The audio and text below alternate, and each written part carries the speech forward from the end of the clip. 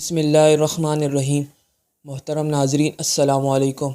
ناظرین، اسلام کے زمانے اول میں جن بدبختوں نے نبوت کا لبادہ اوڑھ کر خلق خدا کو گمراہ کرنے کی کوشش کی، ان میں مسلمہ بن کبیر سب سے زیادہ اہم اور مشہور ہے۔ یہ شخص قذاب امامہ کے لقب سے بھی مشہور ہے، یعنی امامہ کا جھوٹا شخص۔ مسلمہ قذاب یمن کے مشہور قبیلہ بنو حنیفہ کا سردار تھا۔ اس کی کنیت ابو ثمامہ اور ابو ہارون تھی۔ اس نے حضور اکرم صلی اللہ علیہ وآلہ وسلم کے دور میں اس وقت نبوت کا دعویٰ کیا تھا جب اس کی عمر 100 سال سے بھی زیادہ تھی، اور وہ نبی اکرم صلی اللہ علیہ وآلہ وسلم کے والد محترم حضرت عبداللہ سے بھی بڑا تھا۔ حضرت عبداللہ کی ولادت سے قبل یہ شخص عام طور پر رحمانِ یمامہ کے نام سے مشہور تھا۔ یہی وجہ تھی کہ جب خاتم النبیین حضرت محمد مصطفیٰ صلی اللہ علیہ وآلہ وسلم کے اعلان نبوت کے بعد قرآن مجید نازل ہوا اور قریش نے حضور پاک صلی اللہ علیہ وآلہ وسلم کی زبان مبارکہ سے بسم اللہ الرحمن الرحیم کے الفاظ سنے تو قریش کا ایک آدمی بے ساختہ بول اٹھا کہ اس میں رحمانِ یمامہ یعنی مسلمہ قذاب کے نام کا ذکر ہے، معاذ اللہ۔ جب نبی اکرم صلی اللہ علیہ وآلہ وسلم کی رسالت کا پیغام ساری دنیا میں پھیلنے لگا تو دیگر لوگوں کی طرح مسلمہ قذاب بھی اپنے قبیلے کے چند لوگوں کے ساتھ حضور اکرم صلی اللہ علیہ وآلہ وسلم کی خدمت میں حاضر ہوا اور آپ صلی اللہ علیہ وآلہ وسلم کے ہاتھ پر بیعت کی، مگر ساتھ ہی یہ درخواست بھی پیش کر دی کہ حضور اکرم صلی اللہ علیہ وآلہ وسلم اسے نبوت میں اپنا جانشین مقرر کر دے۔ اس وقت آپ صلی اللہ علیہ وآلہ وسلم کے پاس کھجور کی ایک ٹہنی رکھی ہوئی تھی۔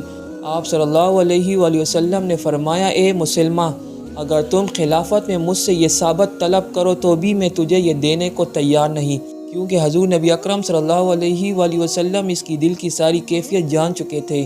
مسلمہ نبوت کے منصب کو اللہ تعالیٰ کی طرف سے عطا کرنے کے بجائے ایک دنیاوی اعزاز سمجھتا تھا۔ جب مسلمہ یہاں سے مایوس ہوا تو اس کے دل و دماغ میں خود نبوت کی دکان کھل گئی۔ یہ شخص بہت ہی چالاک اور عیار تھا، لہٰذا یہ مدینہ منورہ سے اس کے جھوٹے خیالات منقطع ہوا تو یہ یمامہ آ گیا۔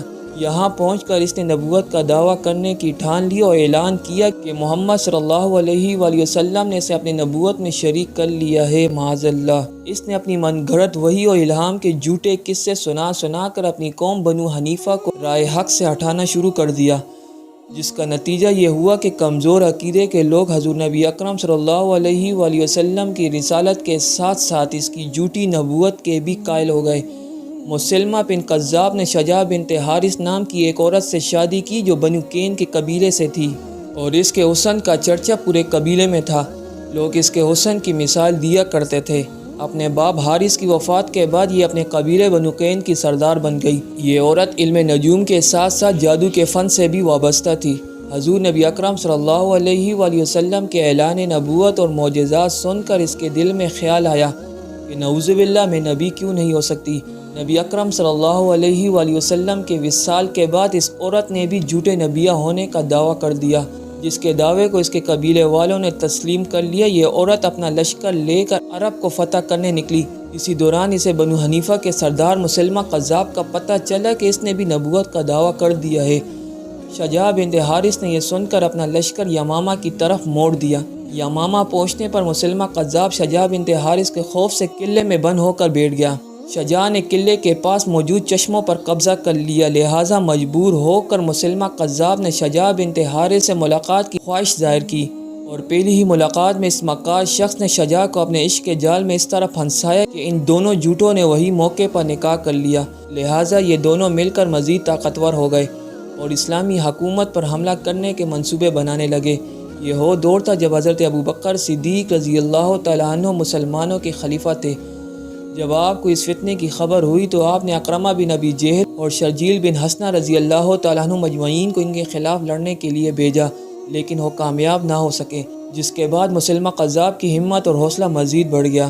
آخرکار ابوبکر صدیق رضی اللہ تعالیٰ عنہ نے حضرت خالد بن ولید رضی اللہ تعالیٰ عنہ کو اس لشکر سے لڑنے اور اس فتنے کا خاتمہ کرنے کے لیے بھیجا۔ حضرت خالد بن ولید شرجیل بن حسنہ کے ساتھ مل کر حملے کے لیے روانہ ہوئے۔ جب مسلمہ قذاب کو پتہ چلا کہ اسلام کے سپہ سالار اور سیف اللہ حضرت خالد بن ولید اس کی سرکوبی کے لیے آ رہے ہیں تو اس نے بھی اپنا لشکر تیار کر لیا۔ یمامہ پہنچ کر خالد بن ولید نے شہر کے فصیل کو گھیرے میں لے لیا۔ مسلمہ قذاب نے چال چلتے ہوئے اپنا ایک آدمی حضرت خالد بن ولید رضی اللہ تعالیٰ عنہ کے پاس بھیجا کہ کس طرح صلح کی کوئی صورت نکالی جا سکے۔ لیکن وہ ناکام ہوا۔ اگلے روز خالد بن ولید رضی اللہ تعالیٰ عنہ نے اپنے لشکر سے خطاب میں کہا کہ اے لوگو، نبوت ختم کر دی گئی ہے اور حضور نبی اکرم صلی اللہ علیہ وآلہ وسلم اللہ کے آخری نبی ہے۔ ان کے بعد جو نبوت کا دعویٰ کرتا ہے وہ جھوٹا ہے، اور اسی جھوٹ کے خاتمے کے لیے آج ہم صف آرا ہیں۔ یہ کہہ کر حضرت خالد بن ولید رضی اللہ تعالیٰ عنہ نے اپنی فوج کے ساتھ مل کر مسلمہ قذاب کی فوج پر حملہ کر دیا، اور یوں یمامہ کے مقام پر زبردست جنگ شروع ہو گئی۔ بنو حنیفہ نے بھی مقابلہ کیا، مگر مسلمانوں کی بہادری اور خالد بن ولید رضی اللہ تعالیٰ عنہ کی قیادت ان کے پاؤں اکھیڑ کر رکھ دیے۔ نتیجتاً مسلمہ قذاب اور ان کے ساتھی جان بچا کر ایک باغ میں محصور ہو گئے۔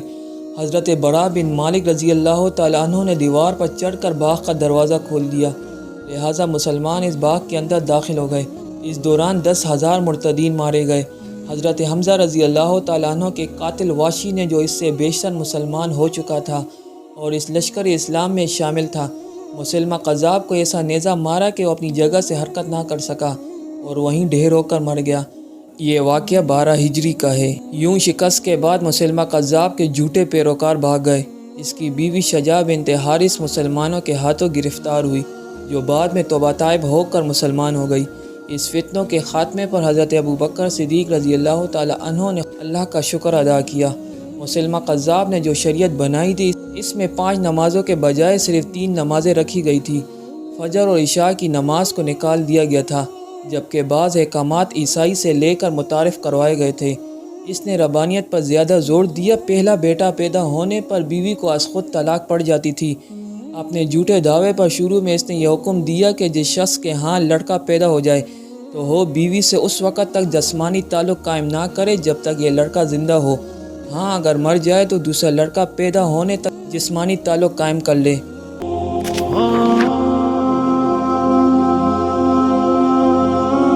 ناظرین، اسی امید کے ساتھ آج کی یہ اسلامی اور انفارمیٹو ویڈیو آپ کو ضرور پسند آئی ہوگی۔ اگر یہ ویڈیو آپ کو اچھی لگی ہو تو ویڈیو کو ضرور لائک کیجیے، جس سے ہماری حوصلہ افزائی ہو سکے۔ چینل کو سبسکرائب کر کے بیل کے آئیکن کو لازمی پریس کریں تاکہ ہماری ہر آنے والی نئی ویڈیو کا نوٹیفیکیشن آپ کو موصول ہوتی رہے۔ آپ ویڈیو کے متعلق اپنی رائے کا اظہار کمنٹ سیکشن میں بھی کر سکتے ہیں۔ انشاءاللہ اسی طرح ایک اور اسلامی اور انفارمیٹو ویڈیو کے ساتھ آپ کی خدمت میں حاضر ہوں گے۔ تب تک کے لیے اجازت دیجیے۔ اللہ نگہبان۔